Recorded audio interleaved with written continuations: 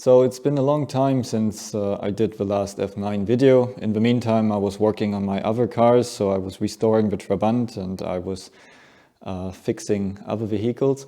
Now the first update video on the F9 and what it's currently doing.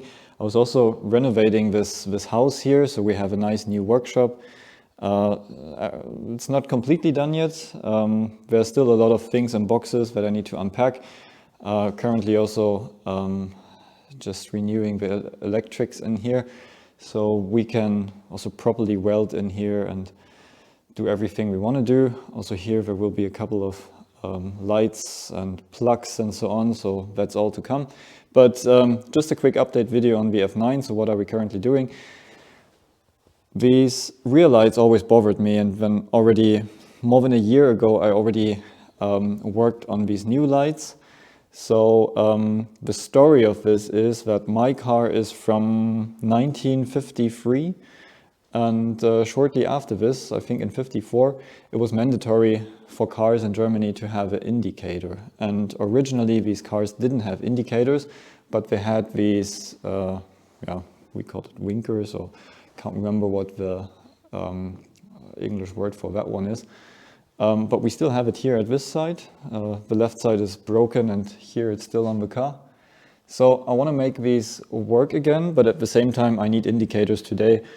And what they did back in the day was they just put the new rear lights of the successor model, so of the Wartbug 311 there, and these lights really don't fit the car. They completely don't fit this aerodynamic shape. The 311 Wartbug is a more ponton design, so 1950s design. This is a 1930s design, so very different. So what was happening at the time was these rear lights are Hella rear lights with only one light bulb inside, which was a standard rear light in the 1930s for a lot of cars in Germany. And this one light bulb had two functions. It was there for the rear light and for the brake light, but not for indicators because people had these winkers. And so in the 1950s, when this new regulation came out, it meant that new cars have to have indicators, but also old cars have to have indicators fitted. So Hella created this new design, or took the old shape, the old case of the rear light, and packaged 3 light bulbs inside this small case.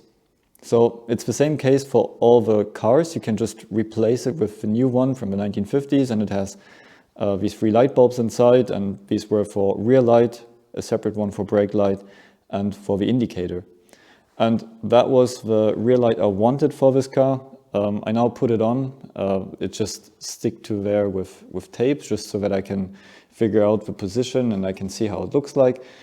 And yeah, I like it pretty much. The only problem I had with this light was, first of all, it's very hard to find, and if you find some, it's super expensive, and usually they're very worn out and broken. Mine were complete, but the glass was broken, so I 3D printed this glass myself, so you can see it here. That's my first test of that.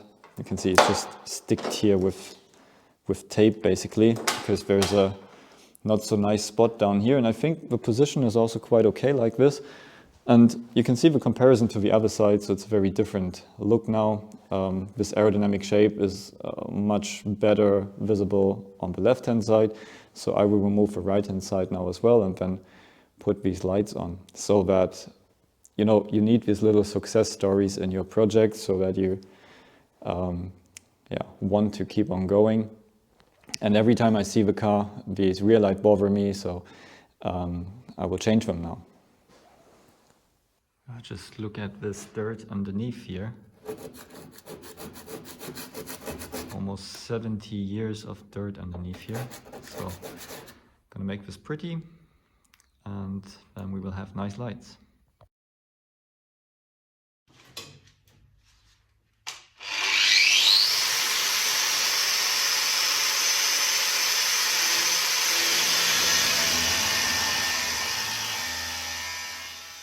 Okay, so a quick update on the F9. I was putting the new rear lights inside, so the new old pre-war style rear lights. and I think they have never been installed this way around. Usually they're vertically, but I like them better in a horizontal way. And you can still see the holes of the old rear lights, and I didn't really like them. So I can actually also put them together. They already work. I will show you this later. And first of all, I want to show you this. So we can actually open the trunk now, and it stays open. So that's really cool, because the previous springs have been broken, and or they were just too old and too weak.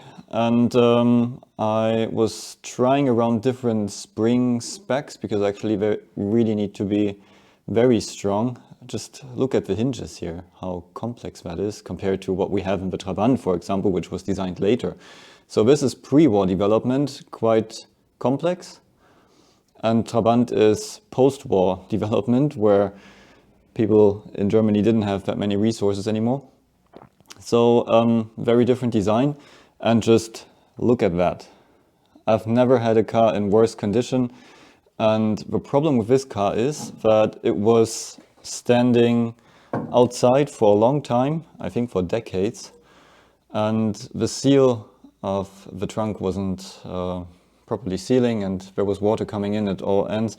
And in the end, there was a lot of water standing in here. You can exactly see how high the water used to be. And everything is rusty, and I'm going to make this pretty now. The good thing is that the F9 has really thick steel sheets, so it's like 1.2, 1.5 millimeter thickness. So actually it's still relatively stable, and there's a lot of material, so we can like grind this down, we can repaint this, and we can try to make it nice again. Yeah, so next steps are making the trunk properly nice again.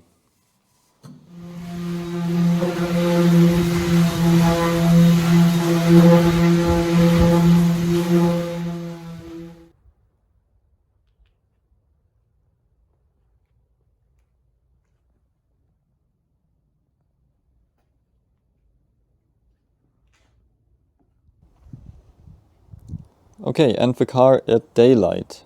So I really like the new look with the new rear lights. It's exactly the style I wanted to have, and I'm really happy with these 3D printed glasses here. So they look exactly how I want it to look, and they work nicely. The rear lights work completely, as you could see. Indicator works, rear light works, even the license plate lights work, and dashboard works and everything. So electric is all good. And inside the trunk it looks like this now. So I was rubbing down the whole surface and removed all the large rusty pieces, and then I was painting it with a special paint which you can use to cover rusty surfaces or metal that was rusting before. So that's protected now. It took quite a while to dry because it's relatively cold right now, but I will paint it again, so multiple layers, and I will do the same to the interior. So I hope you liked the updates on the F9, and see you at the next video.